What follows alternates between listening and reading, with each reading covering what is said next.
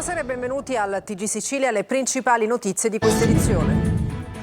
Notte di risse in Sicilia, a Naro, nell'Agrigentino, due famiglie di romeni si sono scontrate duramente. C'è un ferito grave, un giovane è stato invece accoltellato a Palermo. Maxi rissa tra bande rivali nella piazza di Vittoria, in provincia di Ragusa. Un colpo di pistola alla nuca, è stato ucciso così Angelo Pirri, l'uomo trovato morto in un canalone nelle campagne di Giammoro. La conferma dall'autopsia. Gli inquirenti scavano nella vita della vittima per ricostruire il delitto. Un filo lega Trapani al killer delle escort in Toscana. Il romeno ha abitato in Sicilia fino al 2022 con moglie e figli. Bocche cucite nella comunità dove vivono ancora oggi madre e fratello. È arrivato il gran caldo, temperature sopra la media stagionale per tutta la settimana, traffico da bollino nero sulle autostrade dell'isola e spiagge piene in tutta la Sicilia. La sanità non premia le eccellenze. Al nostro TG la storia di Goffredo Arena, chirurgo e oncologo di fama internazionale, rientrato in Sicilia con tutti gli oneri e dopo 4 anni messo ai margini del sistema. Dal garage della famiglia Agnelli alla casa museo alla Civita di Catania. In vetrina oltre 7.000 modellini, alcuni davvero rari. Alla TG Sicilia la passione per il modellismo di Carmelo Lizio, ex poliziotto in pensione. E poi il calcio, Cicerelli torna al Catania dopo l'esperienza alla Ternana. Tra i rossazzurri resta da sciogliere il nodo del direttore sportivo.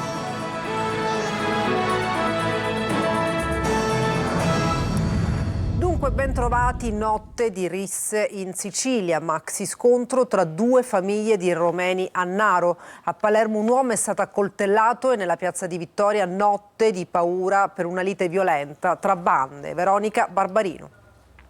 Notti calde in Sicilia, non solo per le temperature meteo. Maxi rissa a Naro, nell'Agrigentino. Una ventina di romeni appartenenti a due diversi nuclei familiari con la presenza di donne, bambini e adolescenti si sono affrontati con coltelli e mazze. Molti di loro sono finiti al pronto soccorso dell'ospedale Barone Lombardo di Canicattì. Grave un 21enne sottoposto a un delicato intervento chirurgico e adesso in prognosi riservata nel reparto di rianimazione.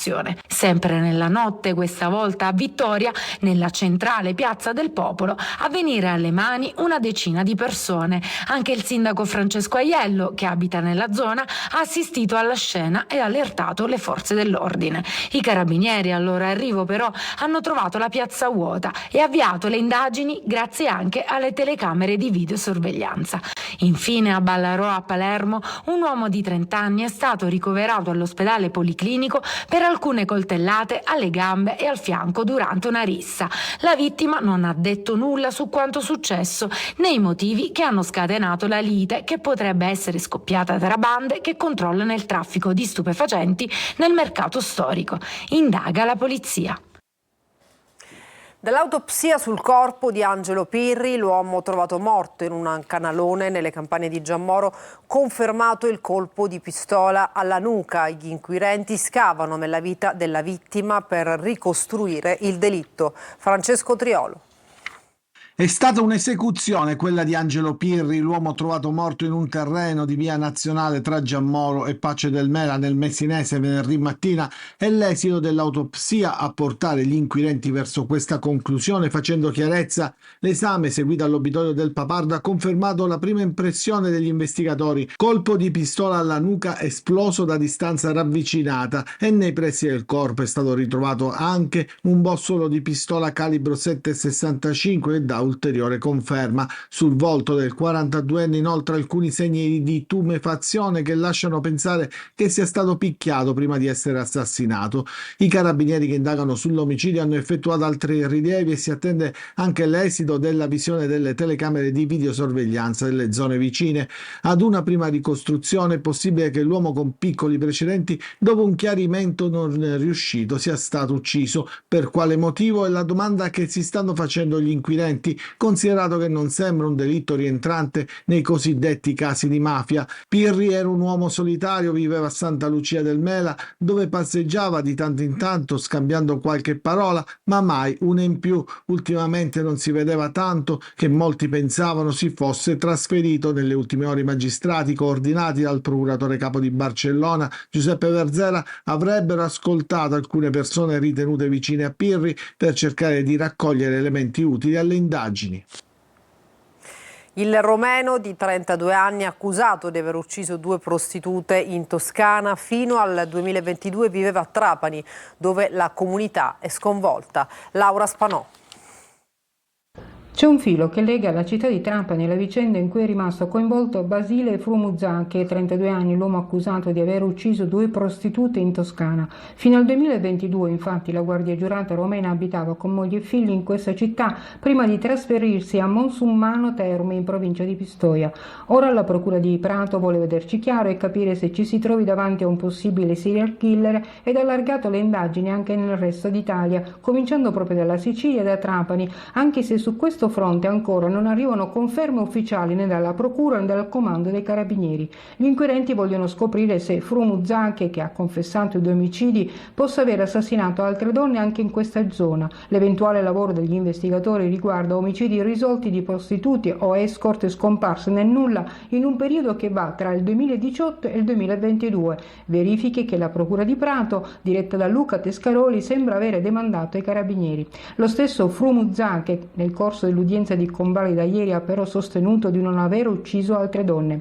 Basile è giunto a Trapani a 14 anni con la madre Elisabetta e il fratello Nicolai. Ha vissuto tra Napola, Trapani e Paceco fino al 2022, quando poi si è trasferito in Toscana con la moglie Luisa, pure lei romena, e i 2 figli. A Trapani intanto la notizia dell'arresto di Basile ha sconvolto la comunità romena.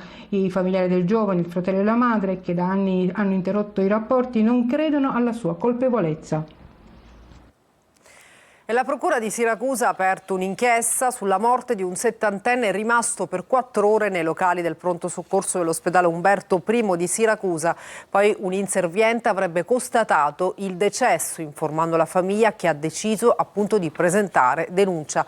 La procura ha già effettuato l'autopsia circa un mese fa. L'anziano era stato accompagnato al pronto soccorso per un controllo perché affetto da costipazione. E cambiamo argomento. Sono stati 24 gli incendi divampati in Sicilia con l'impiego di forestali, vigili del fuoco e protezione civile. 5 a Palermo, 4 ad Agrigento, 4 a Caltanissetta, 3 a Catania, 1 ad Enna, 2 a Messina, 1 a Ragusa e 3 a Siracusa. Ed è un caldo anomalo dunque rispetto al periodo, tanto che gli esperti parlano di giugno sahariano. Nei prossimi giorni si attende anche sabbia proveniente dal deserto. Il servizio di Simona Mazzone. Si apre una settimana di caldo africano, parola degli esperti meteo che prevedono punte di 40 gradi a causa dell'anticiclone che porta temperature in forte aumento, ma anche tantissima sabbia del deserto che tingerà i nostri cieli. Il primo picco di questo giugno sahariano tocca all'inizio della settimana con la colonnina di mercurio che oscillerà, regalando qualche giorno più fresco in alternanza al caldo cocente percepito. Cosa si fa per i bambini stare sotto i 40 gradi? Fa piacere, si divertono, a fine settimana è giusto che abbiano tutto lo svago possibile di questo mondo. Anticipando i consigli degli esperti su cosa mangiare e bere, abbiamo chiesto a loro, esperti sul campo. Ma con questo caldo che cosa mi consiglia? Un gesso, limone e sale. Cosa prende? Ancora non lo sappiamo. Qualcosa di fresco o di caldo? Un tè caldo magari? No, tè caldo non può essere mai al mondo. Qualcosa di fresco, sì. E cosa c'è di meglio di un po' di sano movimento sulla scogliera, sotto un sole cocente? Ma sì, un po' di movimento con questo caldo ci sta. Assolutamente sì, stiamo creando queste community di FitCamp perché vogliamo veramente impattare sulla community siciliana e portare sport, nutrizione e benessere. Un caldo inaspettato per chi viene da oltre lo stretto. Io sono delle Marche. Lo ha portato il costume, sì? Sì. Costume sì, ma anche pantaloncini e canotta, ma c'è qualcuno che uscendo di casa ha proprio sbagliato outfit. Tornasse indietro metterebbe qualcos'altro. Nemmeno i pantaloni. Un piccolo appunto da un cittadino amante dello sport e del basket in particolare, che in piazza Battiato ha trovato una sorpresa non proprio gradita. È un amatore del basket che però si sta allenando con dei tabelloni storti, perché il comune li ha messi storti.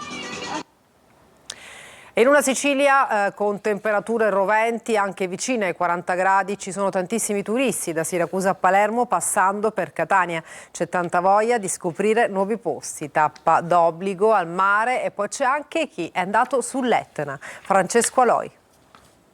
Direi che i 40 gradi sono vicini. Sì, sono vicini. Ormai siamo quasi in piena estate. Chi viene in Sicilia tra le tappe d'obbligo inserisce il mare e con queste temperature come farne a meno? Ma oltre al mare si visita l'isola per scoprirne la storia. Qui siamo a Ortigia, Siracusa, uno dei luoghi più gettonati. Siamo appena arrivati, adesso andiamo a vedere il Duomo, abbiamo visto il Tempio di Apollo e facciamo un giro lungo il mare. La Sicilia com'è? Bellissima davvero. È una bella giornata, è sempre piacevole, poi questa piazza è molto bella comunque, Ortigia in generale, la Sicilia, il cibo.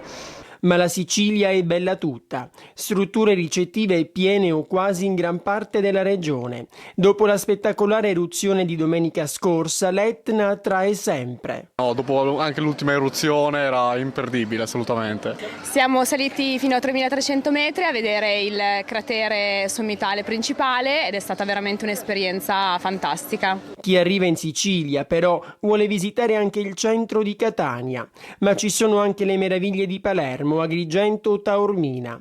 L'estate per il termometro è già iniziata e come sempre ce lo ricordano le flotte di turisti che sfidando il caro voli vengono nella nostra terra.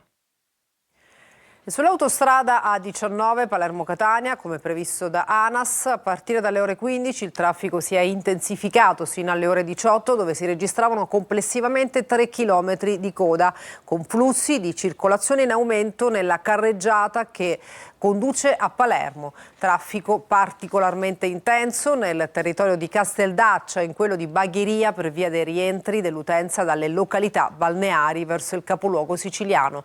Anche oggi ANAS ha messo a disposizione personale aggiuntivo per fluidificare il traffico e assistere gli utenti al fine di agevolare appunto gli spostamenti. E adesso vi raccontiamo la storia del professore Goffredo Arena, eccellenza della sanità, che dopo 20 anni in Canada fa rientro in Sicilia, dopo, pensate, rivoluzionarie scoperte sul cancro, ma la nostra terra non lo premia. Vediamo un estratto da Il Punto nel servizio di Emanuela Corsi. Dal Canada alla Sicilia, la storia del chirurgo di origine catanese Goffredo Arena è una favola dal finale amaro. La storia di un cervello in fuga che dopo 20 anni all'estero fa rientro a casa ma viene messo ai margini. Professore universitario a Montreal, chirurgo e oncologo, in Canada inizia a studiare il cancro e la formazione delle metastasi in un laboratorio privato. Tutti sono convinti che le cellule tumorali migrino, vanno in circolo e vanno a fare quelle che si chiamano metastasi, cioè vanno a colonizzare altri organi. La mia intuizione era diversa, cioè che non fossero cellule che migravano, ovvero che non fossero solo cellule che migravano, ma anche messaggi che la cellula tumorale mandava ad altre cellule in altri organi, trasformandole in una copia del tumore, come un telecomando. Io mando come dei un radiomessaggi e cambia canale. Una scoperta rivoluzionaria che grazie al finanziamento di un imprenditore italiano, determinante fu l'incontro tra la madre di quest'ultimo, paziente oncologica, e il professore, permise ad Arena non solo di proporre un metodo alternativo all'attuale modello metastatico, ma di diagnosticare con largo anticipo cellule potenzialmente malate prima della loro trasformazione in neoplastiche. Mentre facevo esperimenti mi sono accorto che un paziente che non aveva tumore aveva dato i risultati come se avesse un tumore. Parlai con il paziente, gli chiesi se poteva andare a studiare, se poteva fare TAC, colonoscopie, e trovo che aveva un tumore in fase iniziale. E da lì è nata quella che si chiama MaterD. MaterD che è uno screening ovviamente di laboratorio con cui si può capire se un paziente ha tumore o meno. Rientrato in Sicilia con tutti gli onori, gli viene affidata la chirurgia dell'Istituto Giglio di Cefalù, che dopo 4 anni dovrà abbandonare. Oggi il professore lavora come chirurgo nell'ospedale di Militello in Val di Catania. Le terme di Acireale e Sciacca verso il rilancio. Scade il prossimo 30 settembre, il termine ultimo per presentare proposte di partenariato pubblico e privato, da cui partiranno progetti e lavori che daranno nuovamente luce al settore, palesemente trascurato negli ultimi anni. Simona Mazzone. C'è tempo fino al 30 settembre per presentare proposte di partenariato pubblico e privato, con l'obiettivo di rilanciare i complessi termali di Acireale nel Catanese e Sciacca nell'Agrigentino.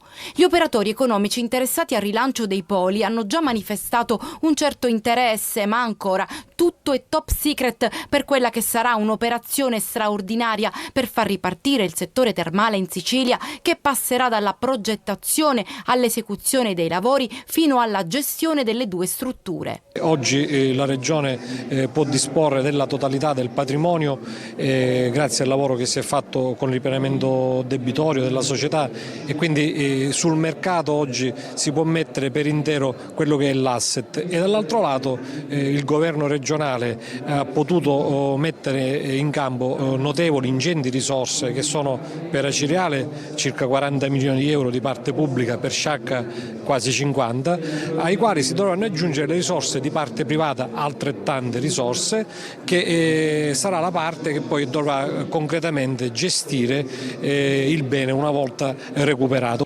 Rilancio del settore termale per troppi anni trascurato, ma anche opportunità lavorative e attrazione dei flussi turistici. Le condizioni di volontà politica, di sostegno economico e di interesse del territorio ci sono tutte. Si aspetta che ci sia l'interesse del privato, che fino ad oggi lo ha manifestato in forma ufficiosa, e dovrà concretizzarlo a questo punto entro il 30 settembre. Possiamo fare qualche nome? No, ancora è prematuro, quindi eviteremo magari di fare speculazioni su questa cosa, si aspetta che arrivi ufficialmente. Aeroporto di Comiso, diversi fondi stanziati per renderlo attrattivo alle compagnie aeree. Adesso anche il progetto di un'area cargo. Veronica Barbarino.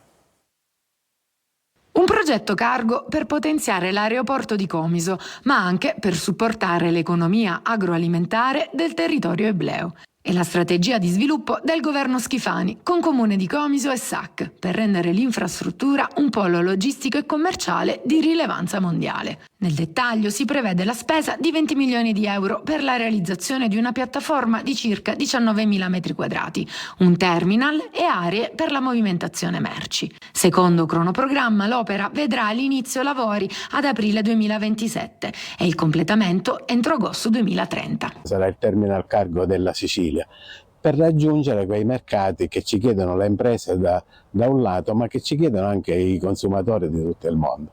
È un progetto ambizioso e strategico, e lo dico anche in veste di vicepresidente nazionale di Confagricoltura. Parliamo con migliaia di imprese agricole, le più strutturate del paese, che ci chiedono sostanzialmente una cosa, quello di aprire le nostre produzioni a nuovi mercati. La posizione geografica dell'aeroporto comisano rappresenta quindi un vantaggio per puntare sui mercati emergenti. E per l'area civile, dopo diversi fondi stanziati, un'ulteriore spinta allo scalo ebleo arriva dalla cancellazione della tassa addizionale comunale sui biglietti aerei. Una mini manovra finanziaria approvata all'ARS per tutti gli aeroporti minori siciliani, tra cui Comiso. Sarà la strategia giusta per farlo decollare? Dal garage della famiglia Agnelli alla casa museo alla Civita di Catania, la passione per il modellismo di Carmelo Lizio supera ogni confine. In vetrina oltre 7.000 modellini, alcuni davvero rarissimi. Tonino De Mana. Nasce tutto perché facevo la scorta all'avvocato Agnelli e a Umberto Agnelli e quindi nel tempo libero mi posizionavo nei loro garage. Dalla Batmobile alla ZIL di Fidel Castro, dalla Rolls Royce di John Lennon alle auto presidenziali blindate di Kennedy, Obama e Putin, dal furgone Ghostbusters alle centinaia di utilitarie, 7.000 modelli in vetrina disposti per nazione dove lo sguardo si perde e il tempo si ferma. Alla Civita nel cuore di Catania c'è Carmelo Lizio, poliziotto in pensione con 2 passioni, il nuoto e il modellismo. È una vera e propria casa museo la sua, con vetrine in ogni angolo, bagno compreso, che custodiscono modelli rari, come la Ferrari 365 berlinetta speciale, 3 posti avanti, sterzo al centro e tetto panoramico, progettata da Pininfarina. Un regalo speciale della famiglia Agnelli, come ricorda commosso Carmelo Lizio. È stato Umberto Agnelli che mi ha regalato un'auto che l'avvocato Agnelli teneva in modo particolare, una Ferrari con 3 posti. Vorrei ingrandire questo museo e quindi portarlo da 7.000 magari a 20.000, se avrò la forza anche economica per farlo. Dalla prima auto messa in vetrina, la Ford County Square 1960, alla Mercedes EQS, ultima arrivata alla Casa Museo, Beata Santa Vergine del Carmelo. E chissà che quest'angolo incantato non possa un giorno aprire le porte al pubblico come auspica il consigliere di municipalità Buio.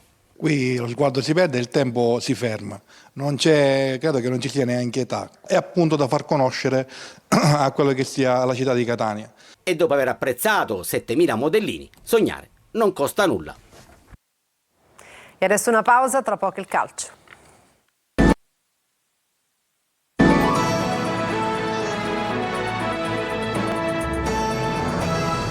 Bentornati al TG Sicilia, siamo al calcio. Il Catania ha da risolvere ancora il nodo direttore sportivo. Nel frattempo la mancata promozione della Ternana delinea il futuro di Cianci e Cicerelli.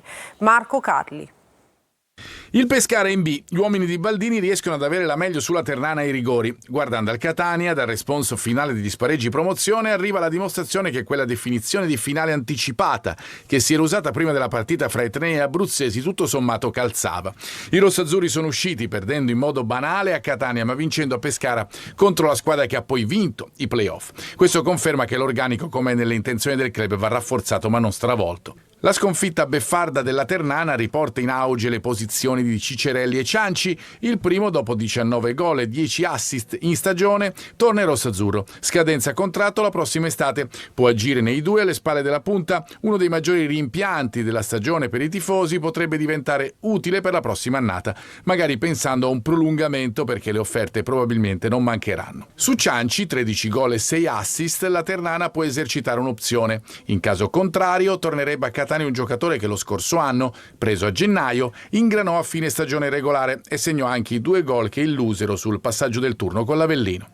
È già mercato dunque e il Catania deve farsi trovare preparato. Sul fronte DS le valutazioni sono in corso, ha detto Grella, ma si parla sempre di più di un possibile addio di Faggiano. Pastore potrebbe restare nell'area sportiva? Si devono trovare almeno 6 o 7 rinforzi e sistemare i giocatori che rientrano dai prestiti e non sarebbero più utili per la prossima stagione. Un lavoro da fare alla svelta. Il tempo delle scelte, come ha detto anche il vicepresidente rossazzurro, non è infinito. Tante occasioni, netto possesso palla, ma anche sfortuna. Il trofeo della Pool Scudetto di Serie D va a Livorno, che si impone sul Siracusa per 2-1. Adesso archiviata la Pool Scudetto per la squadra di mister Turati, testa al mercato di Serie C. E adesso una breve pausa, tra poco altri aggiornamenti.